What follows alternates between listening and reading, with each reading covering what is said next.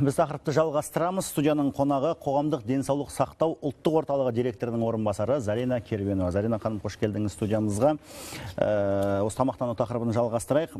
Жаңа өзіңіз шығарылымның басында көрдіңіз, Қазақстан дұрыс тамақтанбаудан қайтыс болатын елдердің арасында 9-шы орында тұр екен. Жалпы енді 1-2 ғасырда бұл қазақтың тұрмысы да, тіршілігі де бәрі өзгерді. Өзгермеген бір нәрсе бар, ол біздің тамақтануымыз. Ол жаңағы ет, ұннан жасалатын тағамдар, қамыр, майлы тағам. Себебі осыда ма?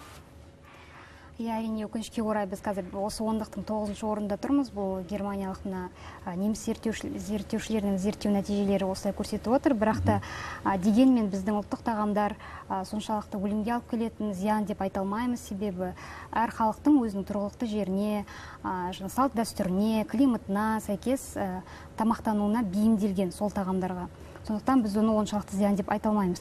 Ал енді осы жерде сіз жаңа айтып отырсыз ғой, біздің қазіргі салтымыз өзгерген деп.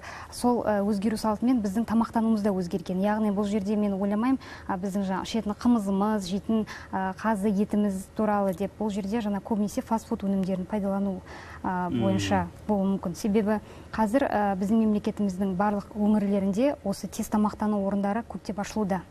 Бұл да үлкен бір мәселені туғызады, себебі бұл фастфуд өнімдері шын мәнінде адам денсаулығына үлкен зор, орасан сондай бір зиян тигізеді. Онда жаңағы қолданылатын трансмайлар, әртүрлі химиялық заттар дейміз. Сол мәселе енді ол басқа тақырып әрине. Түсінікті, енді мынаған назар аударсақ, осы зерттеудегі жалпы алдыңғы ондықта тамада мемлекеттер екен. Ал алдыңғы үштікте Өзбекстан, Түркменстан, Қырғызстан. Енді сұрақ, осы көрсеткішті, жалпы мына көрсеткішті Орталық Азия елдерінің ас мәзірінің бір-біріне ұқсастығы деп қана қоя салуға бола ма, әлде бұған халықтың әлеуметтік жағдайы, экономикалық жағдайы, тұрмыс деңгейі әсер етіп отыр ма? Бірінші кезекте ол ас мәзірінің ұқсастығы шығар деп ойлаймын. Себебі үш мемлекетте де осы айтып отырған ас мәзірі өте ұқсас. Оларда жаңағы майлы тамақтарды көп пайдаланады.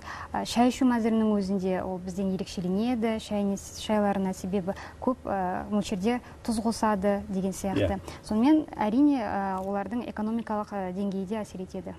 Орталық Азия елдері болсын, тмд мемлекеттері болсын, жалпы тұрмыстық жағдайда әсер етеді.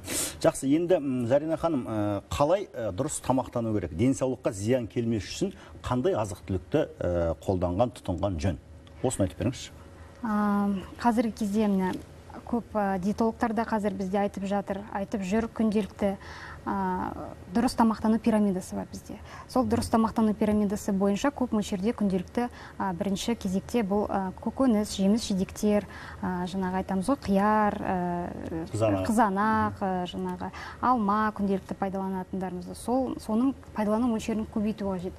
Сонымен қатар күнделікті ішетін суымыз, таза суды, мына шай, жаңағы сусындардан бөлек таза судың өзін күніне орташа шамамен 1,5-2 литр су ішу қажет.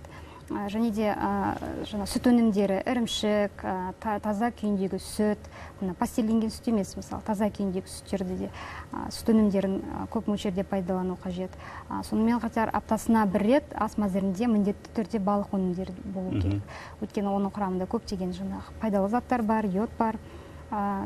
Сонымен қатар бұл жерде айтып кететін ең басты мәселе қазіргі кезде диета ұстаушылар көп бізде, мысалы.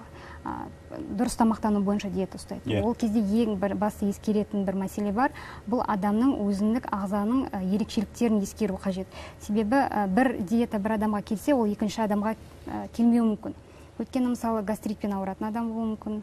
Ол мысалы гастритпен ауыратын адамға жиі тамақтану керек. Аз мөлшерде, бірақ жиі. Себебі ол адам аштық жариялайтын болса өзіне, мысалы белгілі бір уақыттан артық аш жүретін болса, онда оның ағзасында жаңағы асқазанындағы қышқылдық мөлшері көтеріліп, кейін ол асқынып, асқазан жарасы ауруын тудыруы мүмкін деген сияқты. Жақпаса керек емес, ұстамау керек. Зарина ханым, бізде жаңағы Астана базарларындағы кейбір азық-түліктің бағаларын білген едік. Экранға назар аударсаңыз, аударайық, азық-түліктің бағаларын.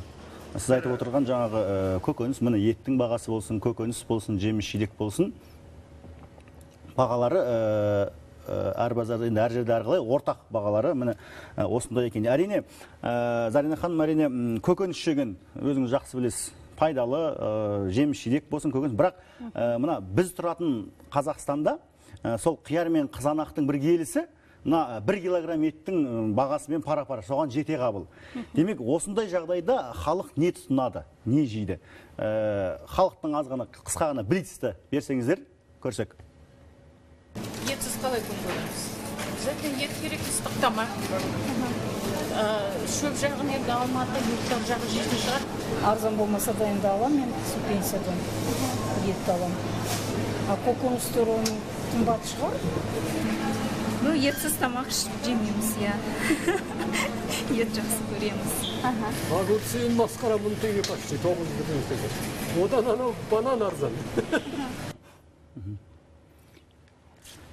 Зарина ханым, көрдік тұрғындардың, Астана тұрғындардың бұл жаңағы өзінің ойлары. Әрине біз айтып жатырмыз. Сол сіз айтып отырған әрине жеуге керегін білеміз. Қияр мен қызанақтың бағасы 1 килограмм еттің бағасымен пара-пар келеді. Әрине бұл енді қарапайым 60-70 мың алатын қазақ үшін бұл қонақ келмесе, қияр да қызанақ та өзінің дастарханда тұрмайтыны белгілі. Бұл енді экономикалық мәселе. Бұны үкіметтегілер алдағы кезде бұған жауап бере жатар. Ал сіздің келіп уақытыңызды бөліп сұхбат бергеніңізге алғыс білдіреміз.